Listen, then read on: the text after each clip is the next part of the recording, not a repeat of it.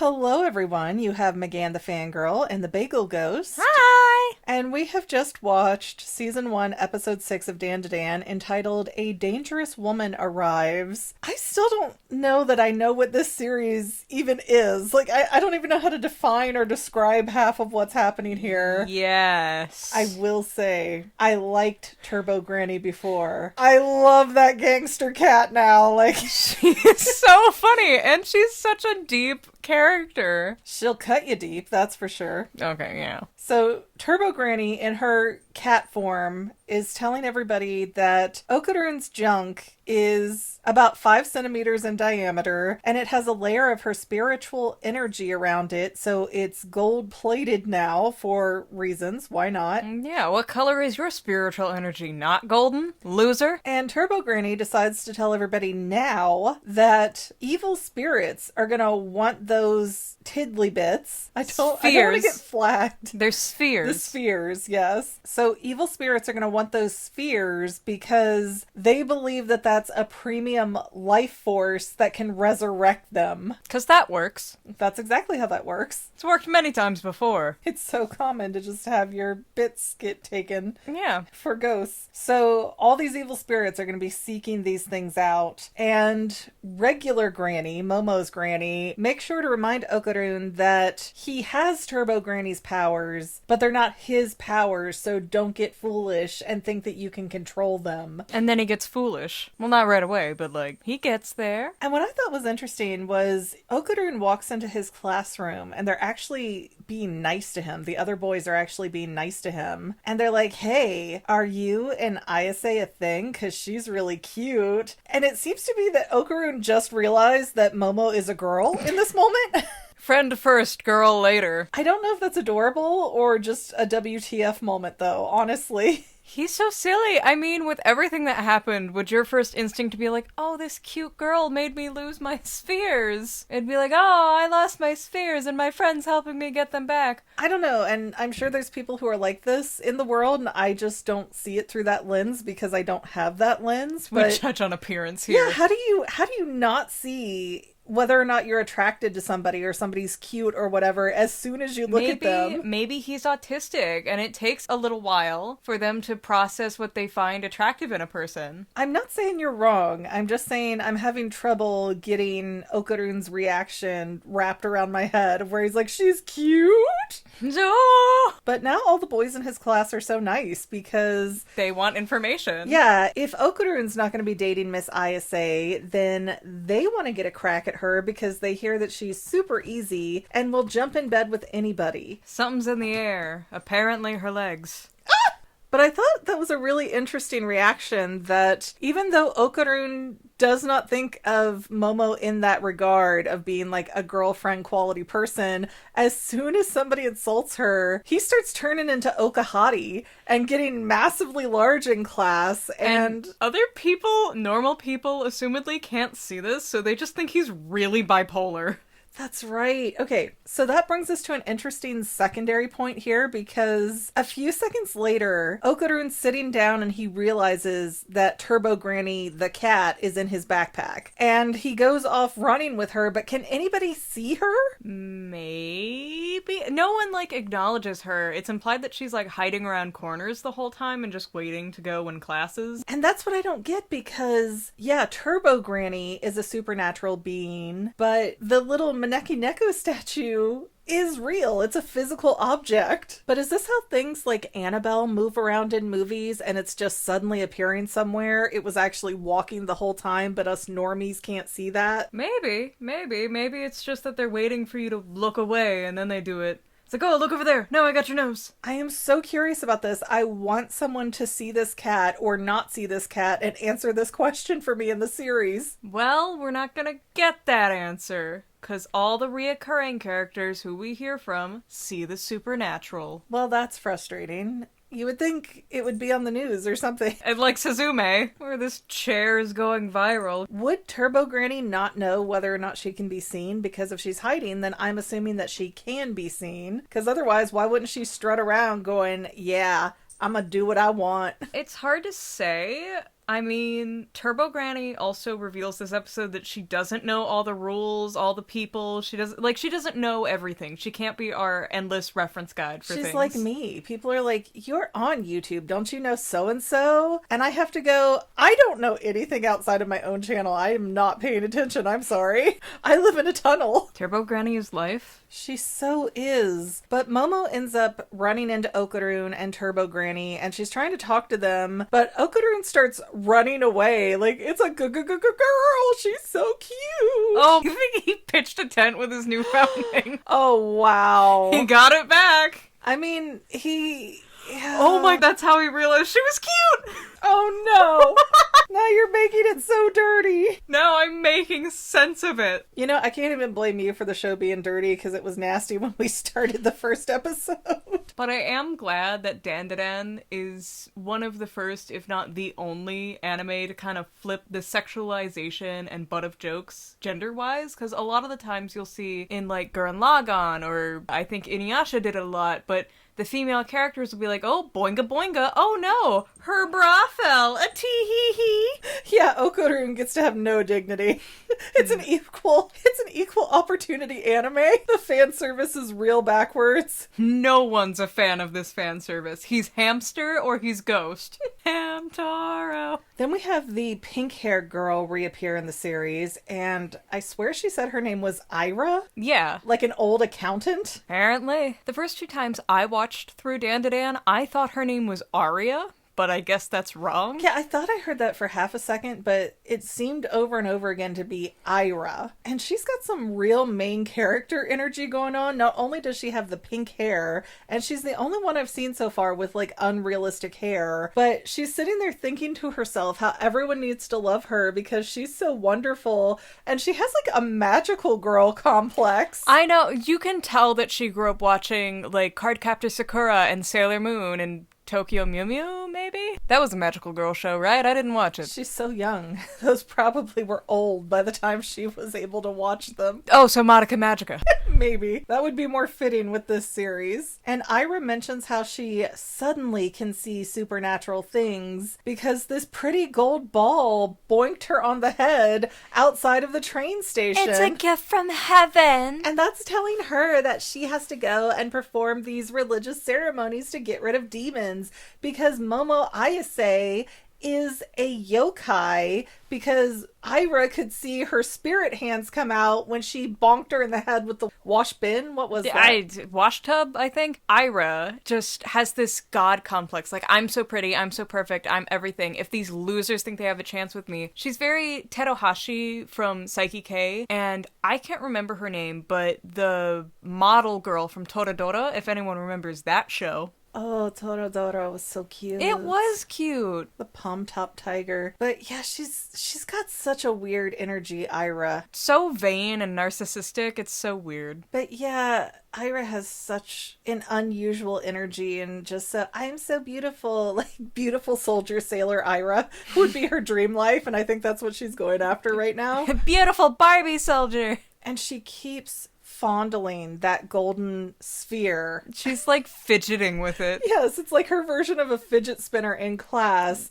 And she even says that she starts the rumor that Momo Ayase is a loose girl because she's convinced that Momo's a yokai. Oh my gosh. I just love the change in the narration from the sweet girl tone that she's trying to put, like, I'm so perfect and beautiful. A sweet girl like me just has to end some things. So I called her a hoe. Yeah, that's pretty much how the mean girls do it. They are not the same person from conversation A to conversation B. But now, because the golden ball hit her in the head, Ira can see all the supernatural stuff, which also means that the supernatural things can see her. Although there was a moment in here that was kind of weird, and we'll get to that in a minute, and I have questions for you. But they cut over to Momo, Okaroon, and Turbo Granny sitting on this bench up on the roof or something of the school. Yeah, they do nobody that else sometimes. is around. Yeah. And Turbo Granny is like, I'm gonna fight you, I'm gonna kill you, I'm gonna destroy you. And Momo's just like, let's go right now. Yeah. It's a foot tall ceramic cat. All you have to do is drop it. I love that Momo doesn't fight back, but she's like, I'll fight you. Like, I don't need to trash talk you. I will just obliterate you. Yeah, all you gotta do is just, like, kick her. It's like Chucky. So Ira apparently is seeing this woman in a red dress on the sports field outside of the school, and she's like, hey friends, you see this thing, right? Right? No, they don't. She sent her friends out to get a bunch of stuff, and her friends are understandably like, alright, whatever makes you happy. Yeah, they're like, here, get me this spiritual book. I'm not sure if it was supposed to be a Bible or what it was exactly. It wasn't a Bible. Definitely wasn't. But they gave her a cross, which seemed a lighter odd. Cross. Well, you don't know it's a lighter until the very end. But yeah, they give her a cross, and Ira decides she's going to go around doing exorcisms. Yeah. No experience, no nothing. And she goes out and she's like, see that woman? That must be Momo Ayase's familiar to spy on us. And she's like, get down. And then boys walk by and they see her and they're like, what are you doing? And she's putting on this bipolar ditzy response for them. But to keep her reputation. It's not bipolar. She's a fake person who's... Two-Face probably doesn't even cover it. She's probably 4 or 5-faced. So whoever she is around pulls out a different type of personality because she has to keep everybody fooled. And I don't even know this character to hate her, but I don't know. Something about her irks me a bit. Irks me a lot. I hate her so much already. If you're Two-Face, can you at least make one of them pretty? Wow. Well, she thinks she's beautiful. And she goes up to Momo after school and she's like, I need to talk to you. It'll just take a minute. And she bows and everything. Yeah, she's bowing down like she's showing Momo respect and reverence. And then she takes Momo, I don't even know where this is, like an abandoned... Some shed? Yeah, it's like an abandoned train yard workstation with rusty pillars everywhere. And what I think really shows the contrast between the two girls is that Momo isn't like, I better go because she has this social standard. She's like, oh, well, I don't want to cause issues down the line, so I better go and just wrap this up. Then I can come back. See, I go by a very different policy in my old age here, and that's don't know you, don't owe you. Remember the last place we lived, we'd be at a stop sign and some random junky looking dude would walk up and knock on the window? No. And you and your brother would want to start rolling it down, and I'd be like, no. And the guy would start yelling at us that I wouldn't roll it down, like, oh, come on, why won't you roll it? And I'm like, don't know you, don't owe you, and drive away.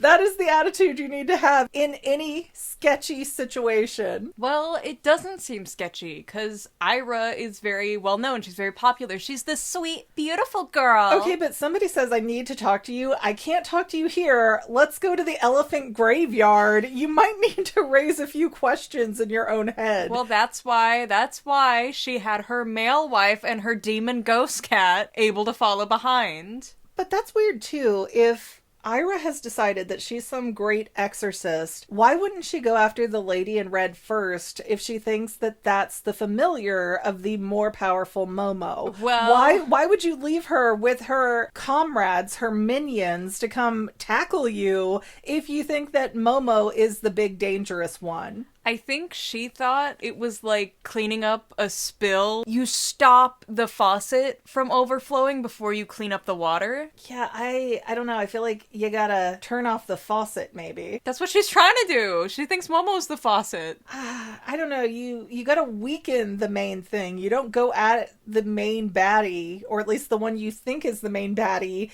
when it has all of its side pieces in play. Momo is a baddie, just in a different way. But when you play a video game and you have a boss fight and say it's some big tank with 30 guns, you don't go after the tank body first, you take out all the guns. Well, she didn't want to wait. She had a personal vendetta because her rumors didn't work. Yeah, and it's really weird that Ira lures Momo into this creepy building that's very open, though. It's not like, a sealed up room in any stretch of the imagination. And her two friends tackle Momo, zip tie her hands behind her back, and start slapping her with a cross. Can I just say, this is the meanest school in existence. They bullied Okaroon just for existing, and just because Momo was a little mean to Ira, they had no proof, by the way, that she actually did anything mean. They're like, yeah, let's kill her in this shed. Yeah, there's queen bees and wannabes, and those two girls are definitely the wannabes to Ira's queen bee. But Momo takes her psychic arms and, like, tosses them across the yard. Ira no longer has friends.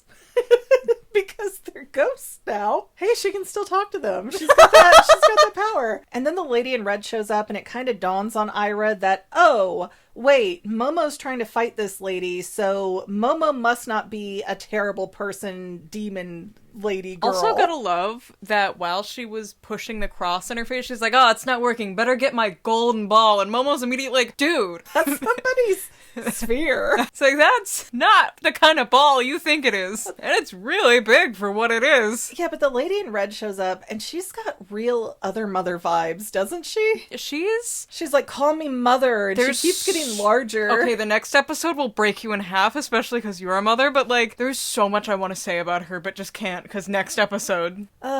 Okaroon and Granny, they come running in, and Granny's like, yeah, that's her. Yeah, that's her. And, you know, there's a fight. There's a bunch of debris everywhere. Turbo Granny comes crawling out of it with the dead girl's phone. We're just assuming those two girls are dead at this point. No, that wasn't Ira's friends. That was one of Momo's friends. Oh, Turbo Granny's just stealing from everybody. Yeah, she's an equal opportunity target. That's lovely. So Turbo Granny has somebody's phone, and she's like, oh, that's an Acrobatic Silky. And I've not heard of a Silky, and I tried to look it up. I did not get anything come up other than chickens. I think she means Selkie with an E. Maybe? Like from that Irish animation, I want to say. The Secret of the Kells? Maybe? The other one with the little girl. All of them have a little girl. Song of the Sea? Song of the Sea, that's it. Yeah, that had Selkies, and they put on the coat and they turn into the ocean animals, but that's not what this thing seemed to be. She means silky like her hair, and it'll be explained better later, but my big gripe is she doesn't have articulate little cat beans, so I don't know how she's... Oh, Turbo Granny? Yeah, she's just porcelain. It shouldn't even register on a touchscreen phone. Made it work! But this lady in red goes up to Ira, and she's like, oh yes, remember 10 years ago when you saw me and called me your mother? That made me so happy. So could Ira see ghosts all along? There's so much I want to say, but I can't because next episode. Okay, so it is going to be answered why she can see ghosts. It's going to be answered why she saw the woman 10 years ago. Because as I took it, Turbo Granny said, unless you can see the supernatural, then the supernatural cannot see you.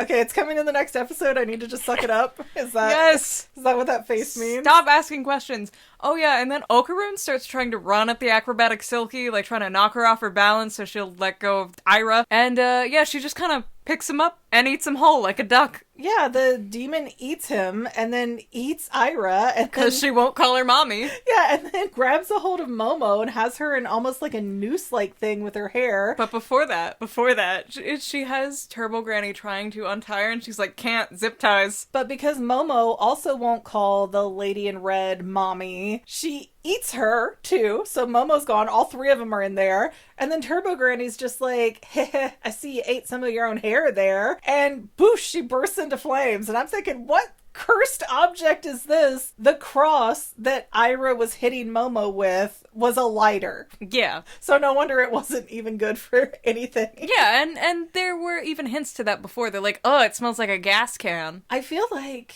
this product could exist in America, and I've just never seen anything like it. But I feel like that would offend 90% of American Christians. What, you don't want to light your candles like that? How will Jesus know he loves you? I feel like it's just such an odd device, but whatever, it is what it is. It worked for the plot. The lady in red catches on fire, even though that should mean nothing to a spirit who is not physical. But I do really like that there are implications that Turbo Granny is actually helping with the fighting instead of just like sitting back like, oh, that's who that is. She said something along the lines of, oh, well, nothing is a coincidence on the battlefield with me. So I think she just threw in the lighter herself. It's like, oh, set that off. Maybe, but also Ira had the golden sphere in her pocket, and the lady in red ate Ira, so she ate the sphere. Isn't the sphere what she wanted so she could resurrect herself? No. The lady in red, the Acrobatic Silky, wanted Ira specifically. She did not care about that ball. She wants Ira. So she wasn't even aware of the golden ball. Oh, she was aware of it. She just didn't care. She could have resurrected herself just now, but chose not to. You can't resurrect yourself with a... But it seems weird that she's not even trying when she has the opportunity. Well, I'm... Okay. I'm going to just let this episode go so that we can get into the next episode and watch that and then record that, because this was a really abrupt ending to this episode. They were not done with it when the episode ended. Yeah, I mean, we will be in absolute mayhem tears. I am not loving the sound of that, but while you wait for me to have a breakdown next week, please don't forget to like, subscribe, comment, and share. All of that good stuff is free for you and really helps us out. And there's also channel memberships if you are willing and able. Turbo Granny, best character. Turbo Granny is awesome right now. She's great. Anyways, guys, we will see you in the next episode. Thanks for listening. Bye. And to any of my members here on YouTube, a huge bottom of my heart thank you for all of your help and support. If you would like to become a paid channel member, there is a link in the description below. Thanks again, guys. Love you. Well, family members, we're almost done, but I want to invite you to hang out with me in some other places. I'm on Twitter and Instagram as my own personal self, and I have a Facebook page too, but I mostly just post photos over there. And sometimes people say, hey, McGann, I want to mail you something. How do I do that? Easy. Just click the About tab on my channel page, and my most current P.O. Box info will be right there. I also run another channel, The Family. It's really a hodgepodge channel where we might post anything. Oh yeah, and I also sell shirts and stickers and stuff with the Family and the Fangirl logos. If that is your cup of tea, I have a link in every description of every video. Finally, if you want to help out the Fangirl channel and make sure I'm putting out video essays for years to come, the best way you can help is by subscribing and watching more of my videos, whether they're new, old, whatever. Maybe even share one or two on social media, help spread the word. People who watch to the end of videos, like you, helps to tell the site, hey, this is a good video, we should recommend it to other people. So if you made it this far, leave me a comment of something like, hey, I made it to the end. Love ya. See you next time, family members.